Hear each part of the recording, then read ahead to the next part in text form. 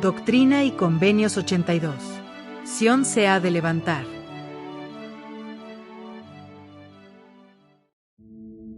Versículo 1. Os habéis perdonado. Richard G. Scott dijo: es posible que lleves una pesada carga de sentimientos heridos, ocasionados por otra persona que te haya ofendido seriamente. Tu reacción a esa ofensa puede haber distorsionado tu comprensión, por lo que te sientes justificado a esperar que esa persona te pida perdón para aliviar el dolor que sientes. El Salvador aclaró esa forma de pensar cuando mandó: por tanto, os digo que debéis perdonaros los unos a los otros, pues el que no perdona las ofensas de su hermano, queda condenado ante el Señor, porque en él permanece el mayor pecado. Yo, el Señor, perdonaré a quien sea mi voluntad perdonar, mas a vosotros os es requerido perdonar a todos los hombres. No sigas llevando la carga de una ofensa. Pide con sinceridad perdón al que te haya ofendido, aun cuando consideres que no has hecho nada malo. Eso sin duda te brindará paz, y es muy posible que se comiencen a solucionar serios malentendidos. James E. Faust dijo: debemos reconocer y admitir los sentimientos de enojo, lo cual requiere humildad, pero si nos arrodillamos y pedimos al Padre Celestial sentimientos de perdón, Él nos ayudará. El Señor nos requiere perdonar a todos los hombres por nuestro propio bien, ya que el odio retrasa el crecimiento espiritual. Cuando una tragedia ocurre, no debemos reaccionar procurando la venganza personal, sino más bien permitir que la justicia tome su curso, y después dejar atrás la tragedia. No es fácil hacerlo, y vaciar nuestro corazón de un resentimiento cada vez mayor. El Salvador nos ha ofrecido a todos una valiosísima paz por medio de su expiación, pero solo la podemos recibir si estamos dispuestos a despojarnos de sentimientos negativos de ira, de rencor o de venganza. Para todos los que perdonemos a los hombres sus ofensas, aun a los que hayan cometido crímenes graves, la expiación nos brinda una medida de paz y de consuelo. Recordemos que debemos perdonar para ser perdonados. Tal como dice la letra de uno de mis himnos preferidos: perdonando a los demás, Cristo nos perdonará. Versículo 3. Al que mucho se da. Sherry L. Dew dijo: nosotras somos singulares, y lo somos por causa de nuestros convenios, por nuestros privilegios espirituales, y por las responsabilidades que estos conllevan. Somos investidas con poder y dotadas con el Espíritu. Tenemos un profeta viviente, ordenanzas que nos ligan al Señor, y unas a otras, y el poder del sacerdocio entre nosotras. Comprendemos nuestro lugar en el gran plan de felicidad, y sabemos que Dios es nuestro Padre, y que su Hijo es nuestro defensor constante. Con esos privilegios, recibimos responsabilidades, porque de aquel a quien mucho se da, mucho se requiere, y a veces son pesadas las demandas del ser un discípulo. Pero no debemos esperar que nuestra jornada hacia la gloria eterna nos haga crecer. A veces justificamos nuestro interés en este mundo, y nuestra actitud casual hacia el crecimiento espiritual, al tratar de consolarnos mutuamente con la idea de que el vivir el Evangelio no debería requerir tanto de nosotros. Pero la norma de conducta del Señor siempre será más elevada y exigente que la del mundo, porque sus recompensas son infinitamente más gloriosas, incluso el verdadero gozo, la paz y la salvación. El presidente Gordon B. Hinckley dijo recientemente que la salvación eterna del mundo descansa sobre los hombros de esta iglesia. Ningún otro pueblo de la historia del mundo ha recibido un mandato más imperioso, y conviene que pongamos manos a la obra. Esta noche invito a cada una de nosotras a identificar por lo menos una cosa que podamos hacer para salir del mundo y acercarnos más a Cristo. Y el próximo mes otra y después otra. Hermanas, este es un llamado a las armas, un llamado a la acción, un llamado a levantarnos, un llamado a armarnos con poder y con rectitud, un llamado a confiar en el brazo del Señor en lugar del brazo de la carne, un llamado a levantarnos y brillar, para que nuestra luz sea un estandarte a las naciones, un llamado a vivir como mujeres de Dios, para que junto con nuestra familia regresemos a salvo al hogar. Versículo 7. No pequéis más. Malcolm S. Jepsen dijo: si los ingredientes de una receta para galletas son importantes, cuanto más importantes serán los de una receta para la curación espiritual, y cuanto más importante que no interpretemos mal las instrucciones. Nuestro Padre Celestial nos ha dado una receta divina para esa curación, la cual tiene importantes repercusiones eternas. Voy a repetir los ingredientes de esta prescripción, tal como el Señor los ha dado a sus siervos y a nosotros, sus hijos. El primer ingrediente es el reconocimiento de la causa de la enfermedad espiritual. En la curación del cuerpo, llamamos a esto el diagnóstico, y procedemos a hacerlo después de tomar una cuidadosa historia clínica y un examen físico minucioso. En la curación espiritual se le llama confesión. No solo vale la pena, sino que es necesario hacernos regularmente un examen concienzudo de nuestro estado espiritual. El segundo ingrediente es un remordimiento y una contrición profundos por los errores que podamos encontrar en nosotros. El Salvador menciona este ingrediente cuando dice: y me ofreceréis como sacrificio un corazón quebrantado y un espíritu contrito. Y al que venga a mí con un corazón quebrantado y un espíritu contrito, lo bautizaré con fuego y con el Espíritu Santo. El tercer ingrediente es procurar el perdón de aquellos a quienes la transgresión haya perjudicado. Ellos, a su vez, deben perdonar como el Señor lo ha dicho con mucho énfasis: yo el Señor, perdonaré a quien sea mi voluntad perdonar, mas a vosotros os es requerido perdonar a todos los hombres. El cuarto ingrediente es que debe abandonarse totalmente el pecado.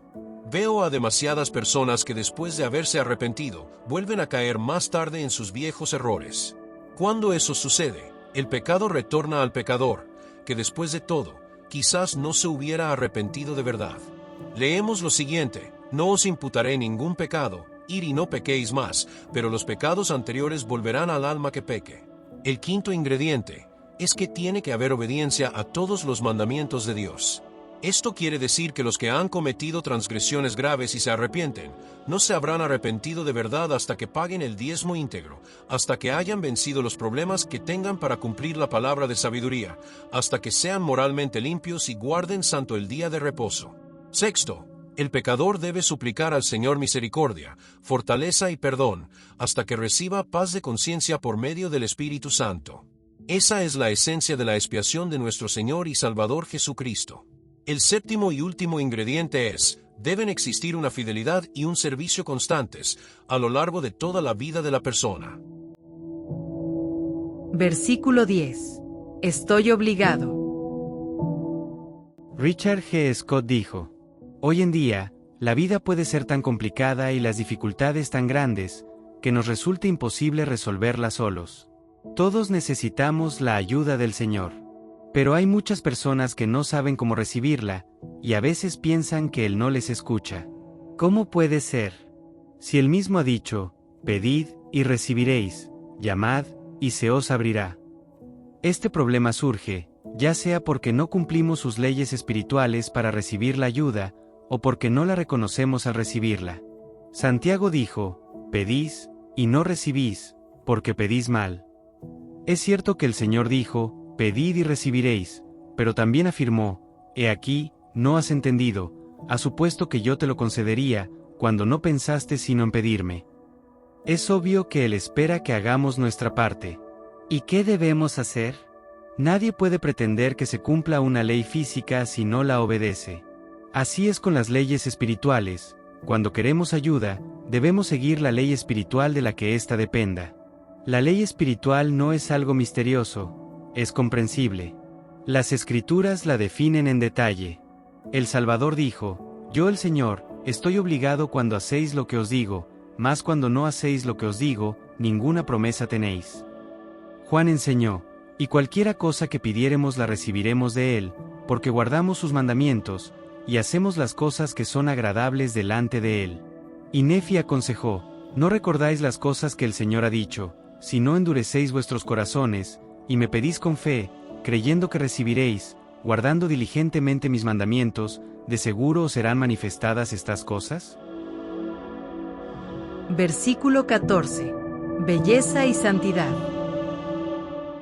Bruce de Porter dijo: la Iglesia de Jesucristo de los Santos de los Últimos Días es ese reino cuyo destino es llenar toda la tierra.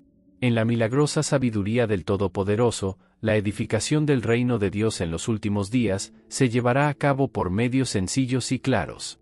Nos regocijamos al escuchar que se construyen templos en todas partes del mundo, y que en lejanas naciones las puertas se están abriendo al Evangelio. Edificada sobre el fundamento de apóstoles y profetas, la Iglesia del Señor va a todo el mundo por medio de misioneros llamados y apartados para proclamar su palabra. A veces, quizás podamos sentirnos inclinados a ver la edificación del reino como algo que tiene lugar más allá del horizonte, muy lejos de nuestras ramas y barrios, pero la verdad es que la Iglesia avanza tanto en virtud de un crecimiento exterior, como de un refinamiento interior. Porque Sión debe aumentar en belleza y santidad, sus fronteras se han de ensanchar, deben fortalecerse sus estacas.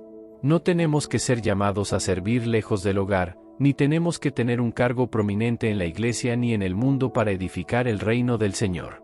Lo edificamos en nuestro propio corazón, cuando cultivamos el Espíritu de Dios en nuestras vidas. Lo edificamos dentro de nuestras familias, al inculcar la fe en nuestros hijos. Y lo edificamos por medio de la organización de la Iglesia a medida que magnificamos nuestros llamamientos, y compartimos el Evangelio con nuestros vecinos y amigos. Mientras nuestros misioneros laboran en campos listos para la siega, otras personas trabajan en casa fortaleciendo el reino en sus barrios, y en las comunidades donde residen. Desde los primeros días, la Iglesia del Señor se ha estado edificando por medio de gente común, que magnificó sus llamamientos en forma humilde y devota. No importa a qué oficio seamos llamados, solo que actuemos, con toda diligencia, en las palabras de la revelación moderna. Por tanto, no os canséis de hacer lo bueno, porque estáis poniendo los cimientos de una gran obra. Y de las cosas pequeñas proceden las grandes.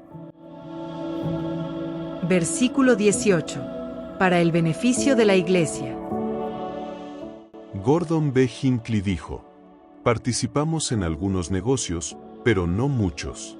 La mayoría de ellos comenzaron durante los primeros días en que la Iglesia era la única organización que podía proporcionar el capital necesario para crear ciertas empresas comerciales estructuradas para abastecer a la gente en esta remota zona. Desde entonces, nos hemos despojado de algunas ellas cuando se consideró que ya no existía una necesidad. Algunas de esas empresas acomodan directamente las necesidades de la Iglesia.